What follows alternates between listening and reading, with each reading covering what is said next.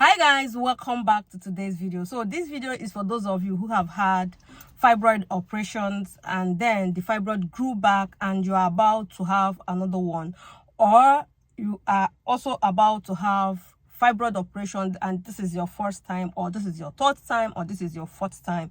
Yes, it is possible to have several surgeries concerning fibroid because they grow back. Now, there are two other things that someone that is having operation the second time. Maybe you had the first one and then you are planning to have a child now, and it is required that you take out another one, or you have had miscarriages, like series of miscarriages, and then your doctor had decided that you should go for the surgery to enable you to have kids. Now, if you have had fibroid operation, there is possibility. It's not 100%. It doesn't happen to everyone.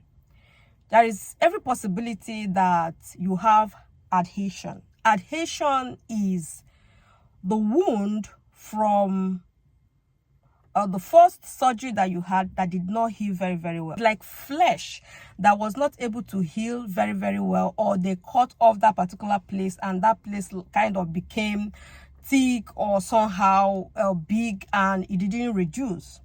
And for me, I had that issue because both the first and the second operation that I had before this third one, after 1 week, after 2 weeks, I went back to work. I wasn't careful. You know, they told you that you should not lift things, you should not do this, you should not do that. And because I was in school, then I wasn't careful. After 1 week, I got better without pain, without this. Then I went back to my normal life. I never took care of myself. Even suppose after the operation, you're even supposed to do some certain things to yourself. You're supposed to take care of, do some certain things to help you flush out all the excess things that you still have inside your stomach.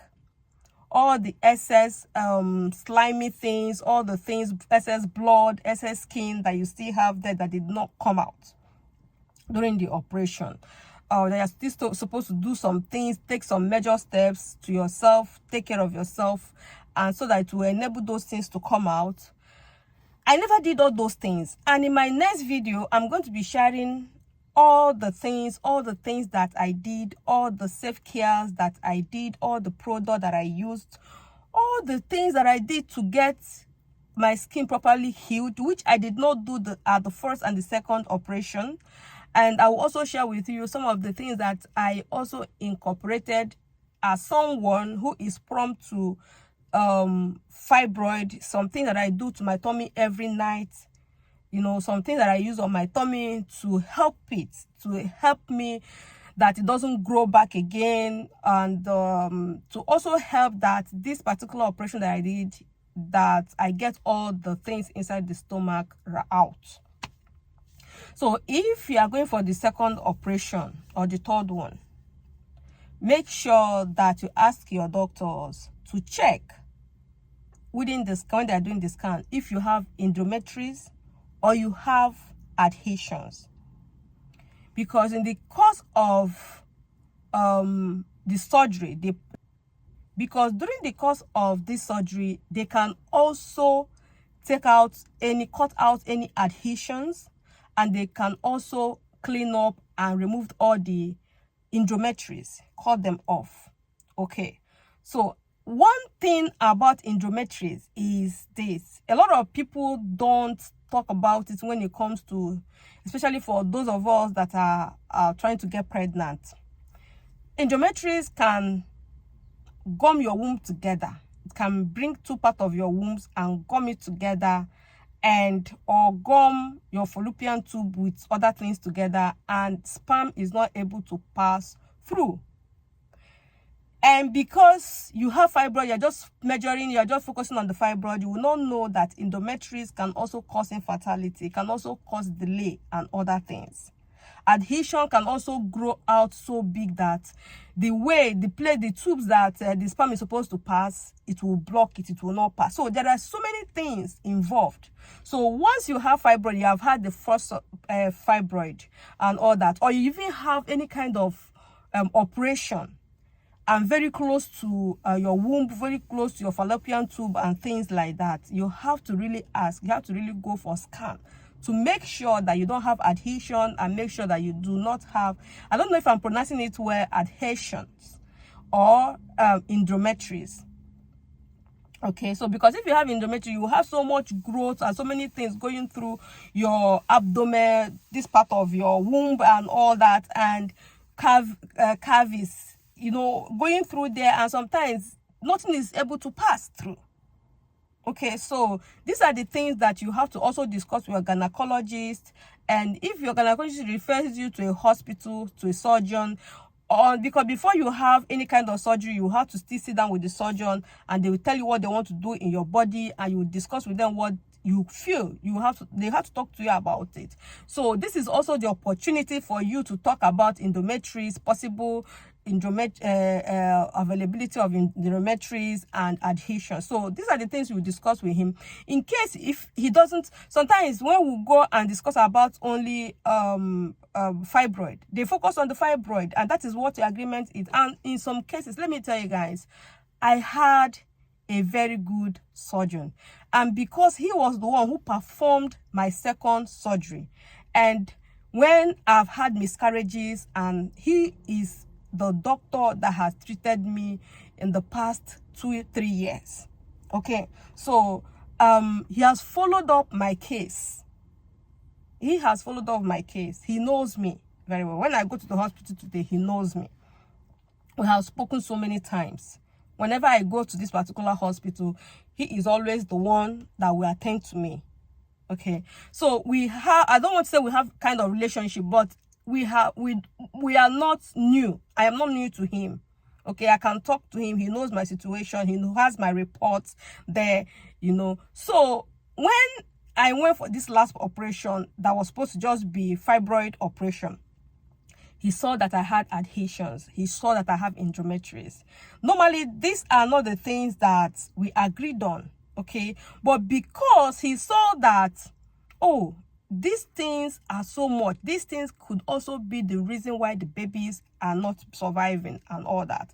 So he took it upon himself, take that decision to clear up all this, to make another, like, extra surgeries, 2 extra surgeries. So if you don't have relationship with your surgeon, sometimes they will not do it. So you have to really discuss. So take extra step by going for extra scan for endometriosis and adhesion. Ask questions. Go to them and ask questions. Because these things are things that sometimes you can shrink fibroid. Sometimes you can take things and, you know, you keep it will shrink. But adhesion will not shrink, because they are like, you know, when you have wound on your skin or on your any part of your body, that skin will grow. The wound, you think that the wound has healed. Sometimes when you press that thing, you know that it's still paining you. That means inside the wound has not healed. So it has this growth, something like excess skin. And endometriosis is these slimy things.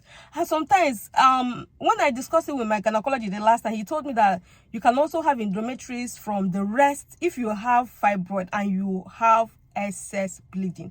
And it can also be the rest that did not come out because they're looking for a way to come out because they have a lot of endometriosis there, adhesion and stuff like that. So there are so many things going on inside your stomach that you don't know. And that is the reason why you should always take care. You should always speak more and more, demand for more and more, because sometimes all these surgeons, doctors, lab technicians, they have thousands of patients. So you have to really talk about your own case.